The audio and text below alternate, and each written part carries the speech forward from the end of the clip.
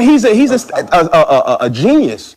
Indeed. Bill's father taught him the game, and Bill passing it on to generations of players. So we're asking you this morning, with Cam sort of flipping the script on Bill and what we know about him. We've often heard privately, Key, you know him well, privately, that he's got a great sense of humor, and he doesn't really come across as the guy that's out there every Wednesday with the 2-word answers. That's just for the media. He's a totally different guy behind the scenes. Guys like Key would know that. So we're asking you, since publicly we just get a completely different version of Belichick for fans and media, who's the most misunderstood person in sports? You could obviously answer Belichick, and Cam made a great call for that. Again, 888-SAY-ESPN, 888-729-3776, across the sports spectrum, not just the NFL. Who's the most misunderstood person in sports? Here are some answers that we've gotten on the Twitter feed. We'd love to hear from you on the phone line. Then we'll hear from Cam here in just 1 second about his immediate future. At Lavery Adam 84, this one's a little, I think there's a little sarcasm here. James Dolan with the LOL. Even James Dolan misunderstands James Dolan. Indeed. At Bonk New York, Kyrie, Will, Dennis Rodman, Rico B5, Beast Mode, Marshawn Lynch, Silky Calloway 72, Nick Saban, Keyshawn Johnson. Says Keyshawn Johnson. Would you like to explain? Keyshawn Johnson put his own name right here on the list. Oh God! It was all for fun, man. I think that tweet says it all. He's not misunderstood. He's the guy you think he is. Yeah, right. I know that's Keyshawn Johnson is Keyshawn Johnson. Baby. I've always in the third person. I've always loved the narratives, not only about myself but about other players, coaches. Because it's funny when people don't get to know who you are or know you. They only see from a distance, so they form an opinion based on what others might say. Even when you look at it, it's like, you talk about a person's personality or their mood or the way they approach the game, and you set their narrative and it lives forever because everybody continues to run with it without getting an opportunity to even know who you are. Just because you say something like, oh, this guy's this. It's like, you've never seen me play. You've never had a chance to interview me or let alone be in a room with me. So how the hell do you know what I'm about? And so when you talk about guys like Bill Belichick, it's the same thing. Everybody assumes Bill is a certain way because you see a clip on SportsCenter and an anchor cracking a joke about his press conference. And so the first thing people say is, Bill Belichick's that way. It's like, no, you have no idea. You have no idea. And I'm glad Cam has said what he said about Bill Belichick. But there's a number of players that are out there. And a lot of times, and Jay can speak to this, a lot of times, players play to it too. They play it up because we know how stupid people can be. So we use that to our advantage. If that's the way that you think I am, then I'm going to play it up and let you form that opinion. I once said a long time ago, Jay, when he's this, he's this and that, and I don't understand it. I've been working since 1996, professional, whether it's in football or in television broadcasting.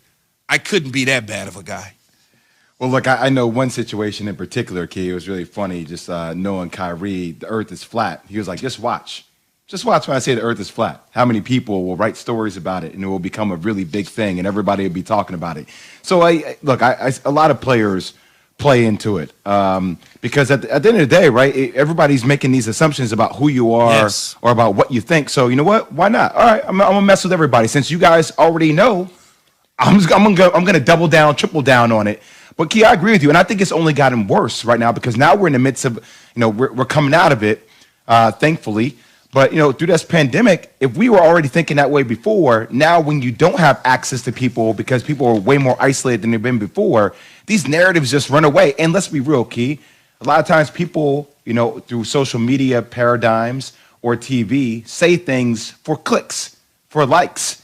So when you're supposed to come to an instant analysis about somebody and you just say it without having context, that's how people get rewarded these days with likes or things going viral instead of it being actually trying to find some deep meaning in who these people are or context to how they live their lives. Zubin, explain to me and to the listeners What is the definition of misunderstood when it comes to professional athletes and coaches? Yeah, I think that's really the most interesting thing, because I think what happens is, I'm going to say this as the one guy in the set that obviously didn't play professionally, so I see this the way.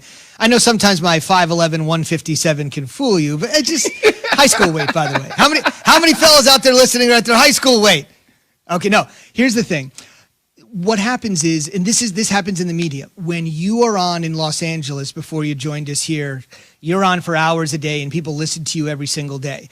And they think they know you because you're a part of their day, right? They're putting their kids at the bus stop, they are making lunch for their kids, and they're listening to Key in the car, right? You see your family for 15 minutes every day on the way out the door, and I'm listening to Key for 45 minutes on the way to work. You become a part of their regimen. So if I'm spending more time with Key in the car than I'm spending with my kids in the morning, I feel like I know my kids. I'm spending more time with Key and the gang.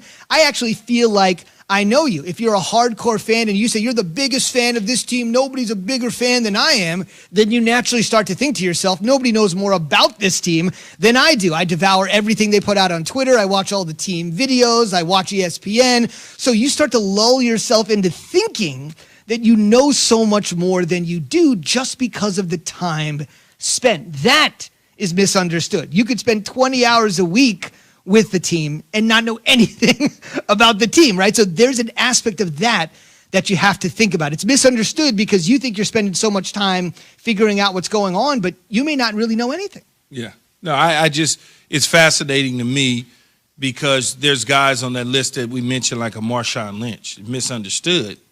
I'm like, Marshawn is who Marshawn is. That's not, what do you mean misunderstood? That's who he is. Get your chickens. Here's one example of right now. If you had to say it right now, the most misunderstood guy in sports.